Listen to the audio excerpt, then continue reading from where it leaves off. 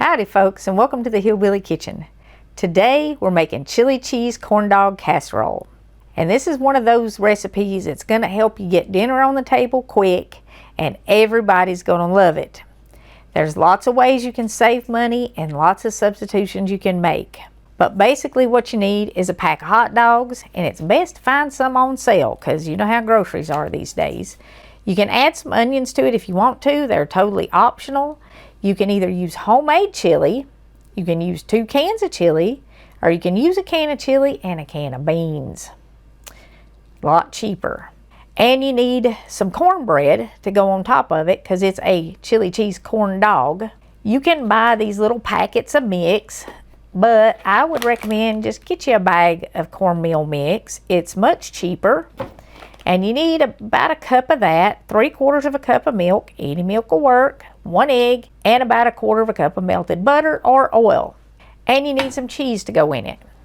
Now, if yuns have got some of them people in your family, you know them people, we've all got them, that just ain't right and they don't eat cornbread, no matter what, top this with tater tots or french fries or even a couple cans of those little diced up canned potatoes. That'll work. So to start, we're gonna put our 2 cans of chili or our chili and our beans in the bottom of a casserole dish. You want like a 9x9. I think this is like maybe a 8x11 or something. It's not a real big one. And just put that in the bottom and spread it out.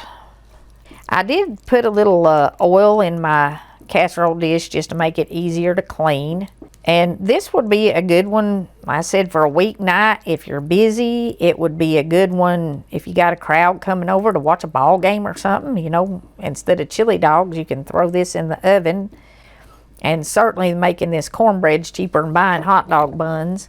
And it's probably going to be less messy. So now we're going to throw our hot dogs in here and just kind of scatter them out. And we did cut them in little round pieces. You could actually put them in here whole, I guess, if you want to, and just let people scoop out a whole hot dog. That's entirely up to you. If you want to add some onions in after you get your hot dogs in, add you a few onions in. And this was just a medium onion that I diced up. And it's entirely up to you whether you put this in or how much you put in. But I'm going to save a little bit of it for in my cornbread, just to give the top a little bit of extra flavor. Now my hands are going to smell good all day. I did hear that if you rub your hands on a stainless steel sink, it will take that smell out of them, that onion smell or garlic smell off your hands. And it actually does work. Just rub your hands real hard on the stainless steel sink and it'll take the smell off. And my whole life I've walked around with my hands smelling like onions and did not know that that would work. How much cheese you put in here is up to you. I'd probably put about a cup. And I think I'm going to add just a little bit into my cornbread. But again, that's, you know, that's completely optional. But you want at least a cup of cheese in here. Chili cheese dogs, remember? And now I'm just going to mix up my cornbread and pour it in here. And like I said, you can buy the little mix boxes, but with the price of groceries, heaven's sakes.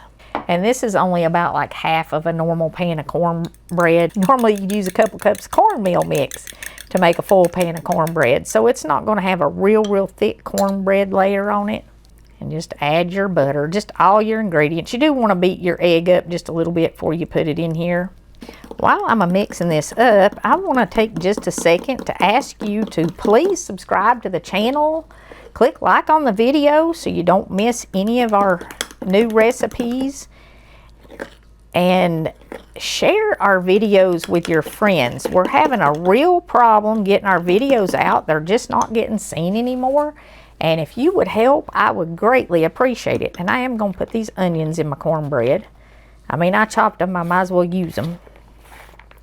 And you can add onions to any cornbread. And oh my gosh, if you were making this for game day for the fellers, add some jalapenos in your cornbread.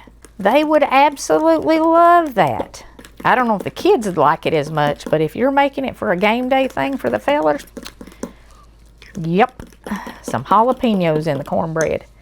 And I am going to add a little bit. I ain't going to add much because my cup's full here. About half cup it looks like is the most I'm going to get in here. But I'm going to add it in there just to give the cornbread layer a little more flavor. And some of this will cook up into it too. Oh, and I forgot to tell y'all, get your oven preheating to 400 degrees. Now there, this just took a minute to throw together. And the only other thing we got to do after we get this cornbread plopped on top of here is put it in the oven.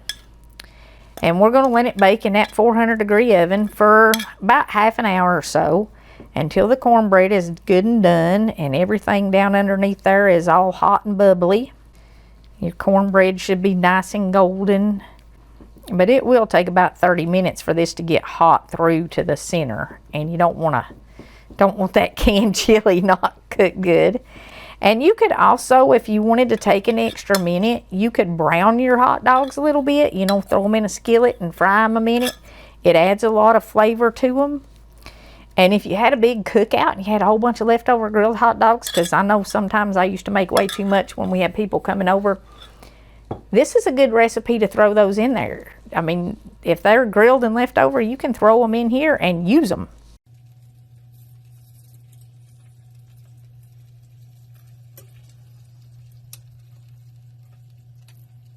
All right, young's, wash your hands and get in here and eat. Dinner's ready. I wish you all could smell this. It is all bubbly. We got chili bubbling up all around the cornbread. You can see the cheese and even the onions in the cornbread, and it's all cracked and golden brown. And my goodness, does it ever smell good. Now, you know, you're probably going to want some kind of fruit or vegetable to go with this. I don't know if you noticed or not, but we didn't have anything in here except them onions. And if you're growing a garden this summer, some fresh vegetables, you know, just cucumbers and tomatoes sliced up or diced up or whatever and sitting out, even like carrot sticks or something like that. You could do a salad with it. You could also do some fruit for dessert to get your fruit and your vegetables in there. You might want some condiments to serve with it. Anything that you would put on a corn dog or a hot dog, like ketchup, mustard, or you could do stuff like queso or taco sauce, a little hot sauce, you know, stuff like that. But sit that stuff out and have it ready for folks to go to put on top of it. You could also put a little bit more cheese on top of it. And we are going to scoop it out here, but we're going to let it rest just a minute. And while we let it rest just a minute, I know what's going on. I've got a television, unfortunately, that I've had to turn off quite a bit. And I've been spending a lot of time watching stuff like Andy Griffith. Because I am having a little bit of deja vu. I feel like it's 2019 all over again. But hopefully it is not. Even if it's not, though, we've got the gas prices, the inflation, trying to put food on the table, and stuff going on that is just, you know, kind of over the top. And I want to share John 14:27 with you. This is one of those verses that you need to remember, maybe memorize it. And over the course of the next few months, while we're trying to get through this, whatever it turns out to be, anytime you are having trouble getting through, coping, maybe just recite this verse in your head or even say it out loud. But John 14:27, Jesus said, "Peace I leave with you, my peace I give unto you, not as the world giveth, I give unto you. Let not your heart be troubled, neither let it be afraid." No matter what happens, know where your peace comes from. It comes from the Lord. Know where your protection, your strength, and your provision come from. Because God said He won't leave us or forsake us. He said that He will protect us. He said that He will always be with us. You know, His word is full of promises that we are His and He will hold us in His hand. So keep hold of that. Remember, He left us His peace, not what's going on in the world. What's going on in the world is not our final destination, and it's not what's controlling us. Our peace comes from the Lord. Our peace comes from knowing our salvation rests on Him and His sacrifice. So don't let this stuff just totally stress you out, because God is the same always, today, tomorrow, and yesterday, and He will be with you always. Remember that verse, memorize it, keep it with you, use it to get through this. And we're going to continue to bring you affordable recipes so you can keep getting dinner on the table. Please shop those weekly sales, shop the markdowns. They'll help you out a lot. And, you know, when you can mix this up in just 5 minutes, throw it in the oven and let it cook while you're cleaning up the kitchen or you're doing other things. It literally is a 5-minute prep deal, and you can get dinner on the table. That's less time than it's going to take you to drive through a drive-through. So let's kind of see what this looks like. You can also serve this with some raw onions too. It's still, probably I'd let it sit maybe 5 minutes at least, but we're getting close.